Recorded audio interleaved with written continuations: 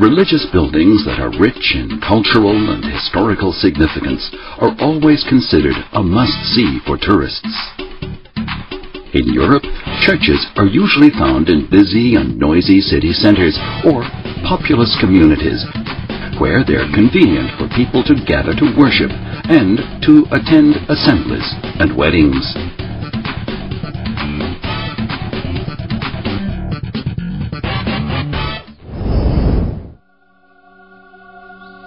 China's temples, by contrast, tend to be more secluded. They're usually built on mountains where the scenery is beautiful and there is no disturbance.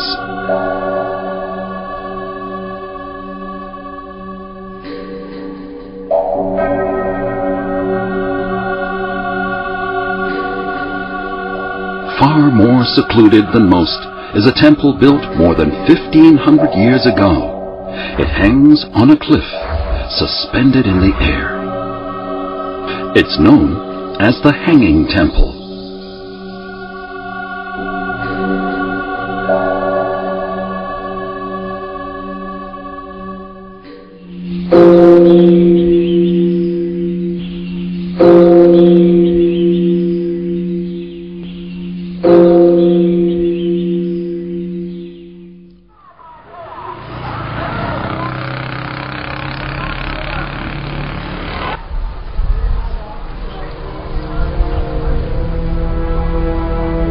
The Hanging Temple sits on Mount Hung in Hunyang County, Shanxi Province. It looks like a delicate work of art as it clings halfway up the steep cliff face.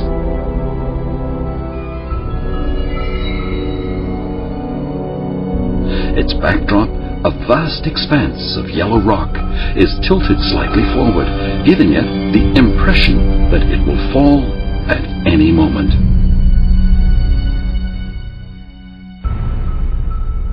The red wooden columns that support the temple's main body and its walkways look no stronger than chopsticks.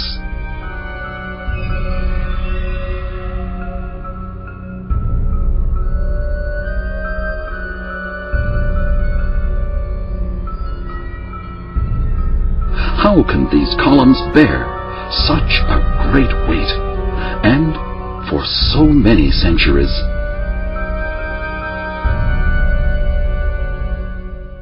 整体这个结构啊，它是分3个部分组成。第一部分它是一个寺院，这3门进去是个寺院。第2部分和第3部分，它是2个3层楼阁，中间用一个栈道连起来。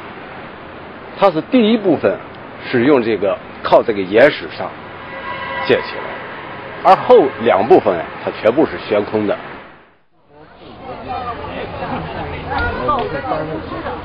The temple is hanging 58 meters above the ground. To visit it is to feel you are standing on top of a 20-story building likely to be carried away at any moment on the wind.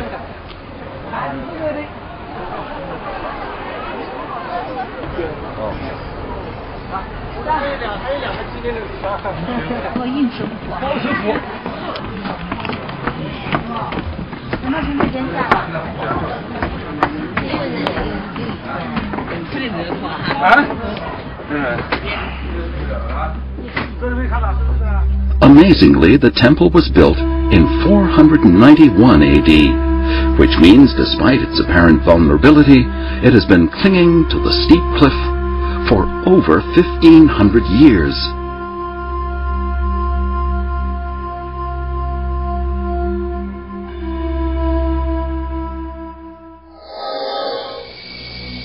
More surprisingly still, the temple has survived several earthquakes as recorded in the annals of Hunyang County. More recently, 2 earthquakes measuring over 6 on the Richter scale have been recorded in the area in the past 4 decades. In one, 1/3 of the houses in the county were destroyed. Yet the temple continued to cling to the rock, impervious.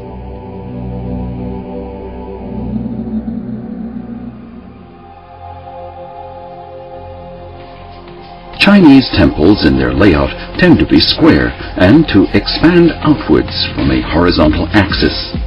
The Hanging Temple transplants this design into a three-dimensional space.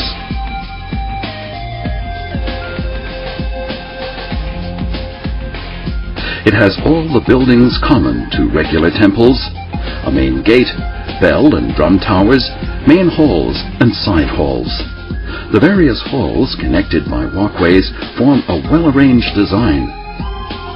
The Hanging Temple also incorporates many grottos.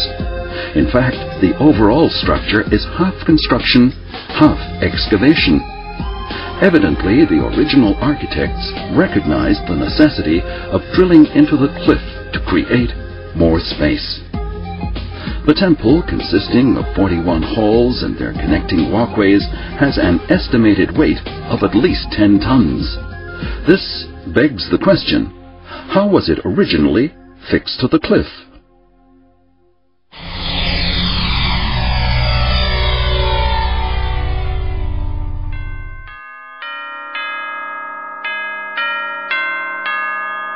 Notre Dame is a world-renowned cathedral. It's a solid stone structure which Victor Hugo compared to a great stone symphony.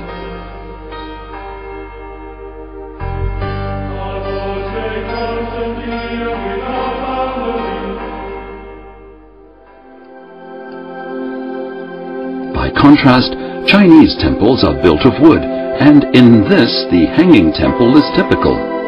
Had Victor Hugo ever visited it, he might have compared it to a light dance of wood.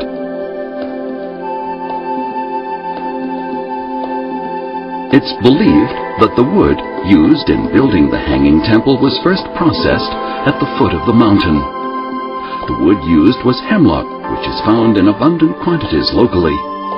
Being hard, it's suitable for houses, carts, and ships. Before processing, the hemlock wood would have been soaked in tung oil to make it resistant to termites and erosion. The wood was pieced together using a series of mortise and tenon joints. The ends of the pieces would have been fashioned either to protrude or hollowed out so that they could fit each other. Mortise and tenon joints create a structure of remarkable stability. They allow slight internal movements which cancels out the impact of major external forces, such as earthquakes. When the force abates and eventually disappears, they are restored to their original shape and position. Thus, the whole structure is protected from any major damage.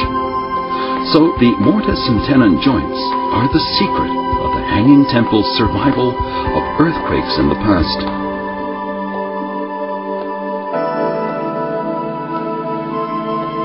After processing, the wood would have been carried up the cliff for several kilometers along a winding path. Once the wood had arrived in the proper place, it would have been conveyed, piece by piece, together with a craftsman, by rope to the middle of the cliff face.